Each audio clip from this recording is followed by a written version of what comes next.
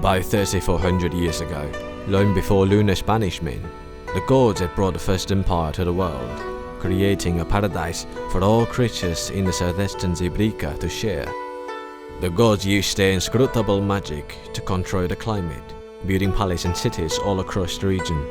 However, for the next 100 years, the southeastern empire slowly collapsed, and finally, the gods had faced their doom. After the fall of our gods, their uncontrolled magic had created overgrown jungles, isolating the southeastern Zebrica from the rest of the world. As one of the species that survived from the end of our gods, Kirian tribes moved southwards into a land that would later be known as the Kiria. The Kirians were not docile at all.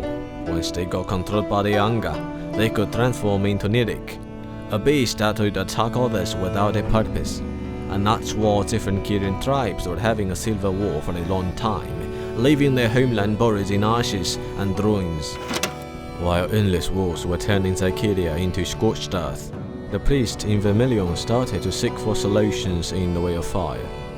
The way was a set of religious beliefs, asking Kirians to put their faith in a goddess named Concord to help them control their anger. Kirians never enjoyed the war, and with the way of fire, they sealed their nature and followed the lead of those Vermilion priests. Thus, after centuries of mess and squabbling, the first unified nation-state of Kirians was established in 450. Since then, the realm of Kiria has started a history of the Vermilion dynasty. There's nothing could stop the newborn Vermilion dynasty. Their massive army conquered every land where they reached. No matter how strong the enemies were, they all subjugated to Vermilion. One matriarch superior was the forever leader of the dynasty. They taught the Kirians with the way, taming them slowly and restraining them with manners. Firm and stable had been with Vermilion for centuries. United Kirians happily prosper, being glad for living in a time of purity. Dynasty had become the greatest power in southeastern Zebrica. However, when history came to the next cross in 900, feudalism was certain no match for the newborn capitalism, and the situation was a little bit changed. The wave of industrialization has swept over the whole nation, as the first industrial cities in Kiria, Rotherday, Fragrance and Verdant quickly became the hearts of modernization, pushing the society forward. During this time, the Kirian bourgeoisie were becoming more and more powerful.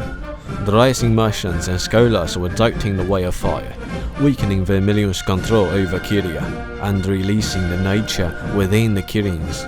While the dynasty was weakened by the turmoil in society, endless peasant uprisings were making Vermilion realize that the golden age of dynasty was no more, and they had to find a way out.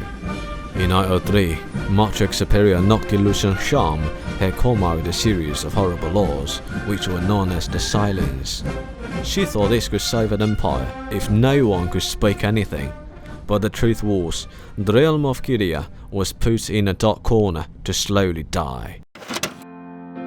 After Princess Rainshine taking over the dynasty from her mother in 971, the realm of Kiria was completely out of the world and suffering from the chaos. In the north, the law of silence banished bourgeoisie to Fragrance.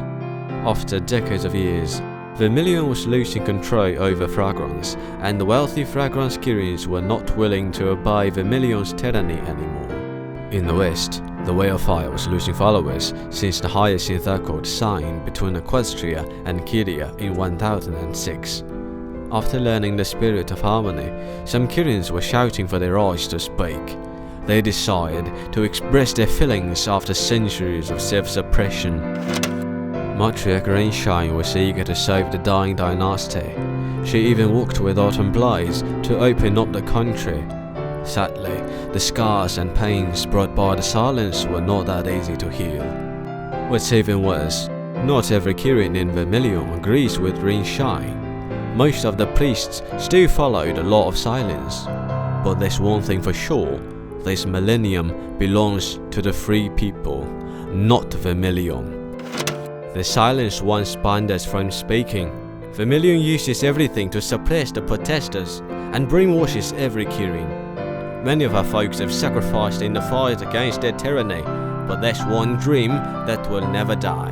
Remember that. No matter how heavy the rain, freedom will still blossom. So, Kirians, break the chains and we shall rise.